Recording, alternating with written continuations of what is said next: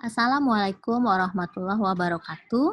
Pada kesempatan kali ini kita membahas tentang konsep materi ajar. Materi ajar merupakan bahan ajar, biasa juga disebut dengan objek atau bahan. Jadi ajar petunjuk yang diberikan kepada orang lain agar dapat diketahui. Jadi kalau kita gabungkan definisi materi ajar adalah bahan atau materi pelajaran yang disusun secara sistematis yang dapat digunakan guru dan siswa dalam proses pembelajaran. Nah, ini definisi konseptual dari materi ajar. Prinsip materi ajar, pertama relevan. Apa yang ingin kita ajarkan relevan dengan kurikulum yang sudah dicanangkan. Kemudian konsistensi. Konsisten antara kurikulum yang sudah dicanangkan itu konsisten dengan isi yang mau kita ambil. Materi ajar juga memiliki prinsip kecukupan, jangan terlalu berat, terlalu ringan, sehingga kita mengambil kecukupan ini sesuai dengan kebutuhan siswa. Tujuan materi ajar, pertama untuk mencapai kompetensi, di mana kompetensi inti diturunkan menjadi kompetensi dasar, kemudian indikator pencapaian kompetensi. Tujuan kedua, materi ajar dapat menjadi referensi bagi guru dan siswa dalam melaksanakan pembelajaran. Yang ketiga, arahan untuk perkembangan siswa. Dengan adanya materi ajar, perkembangan dan potensi siswa akan lebih terarahkan. Dan yang keempat, alat bantu belajar. Materi ajar bisa menjadi alat bantu bagi siswa dalam belajar. Aspek materi ajar ada beberapa, yaitu pertama konsep berupa ide atau gagasan. Misalnya, kita mendefinisikan pengertian teknologi adalah, yaitu berupa konsep. Yang kedua, prinsip.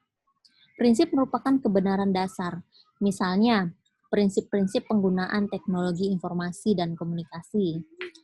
Nah, yang ketiga, fakta, sesuatu yang terjadi. Ini terkait dengan peristiwa. Misalnya, penggunaan teknologi zaman sekarang yang sudah mencapai penggunaan digital di semua aspek, terutama anak-anak sekarang belajar di rumah, faktanya kita belajar dalam jarak jauh. Aspek yang berikutnya adalah proses, yaitu rangkaian perubahan. Misalnya proses rangkaian perangkat keras komputer. Apa saja yang ada di dalam proses atau rangkaian sehingga perangkat keras itu bisa digunakan. Kemudian nilai, yaitu pola atau ukuran, nilai-nilai.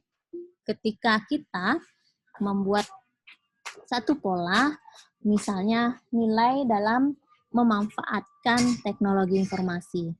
Ada efek positif dan efek negatif. Dan yang terakhir adalah keterampilan, yaitu kemampuan membuat sesuatu, misalnya keterampilan kita dalam membuat manipulasi video untuk pembelajaran, atau keterampilan dalam menanam, misalnya di dalam tema anak-anak SD ya, menanam tumbuh-tumbuhan. Nah, dalam materi ajar, manfaat yang dapat dirasakan bisa dari aspek guru dan siswa. Dari aspek guru sesuai dengan kurikulum, jadi materi ajar itu bisa disesuaikan dengan kurikulum dan sesuai juga kebutuhan, tidak tergantung lagi pada buku paket atau buku teks. Bagi siswa, manfaat materi ajar adalah menciptakan pembelajaran yang menarik, menumbuhkan motivasi belajar, mengurangi ketergantungan dan kemudahan dalam mempelajari indikator capaian. Jadi ini adalah beberapa manfaat dari materi ajar.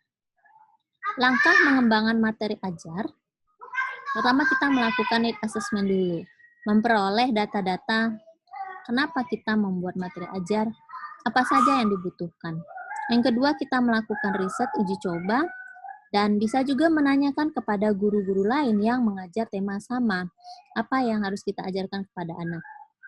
Ketiga, pelajari konsep materi ajar, apakah kita menggunakan pendekatan kontekstual, saintifik, dan yang lainnya. Dan yang keempat, desain. Kita buat desainnya, materi ajar yang sudah kita pilih pendekatannya, lalu kita terapkan. Desain materi ajar, pertama mengikuti kompetensi inti, kompetensi dasar, dan indikator pencapaian kompetensi. Setelah divalidasi oleh para pakar, materi ajar kita bisa diuji layak. Nah, teman-teman, seperti itulah langkah-langkah kita dalam mengembangkan materi ajar. Mudah-mudahan bermanfaat. Jangan lupa like, share, dan subscribe ya. Assalamualaikum warahmatullahi wabarakatuh.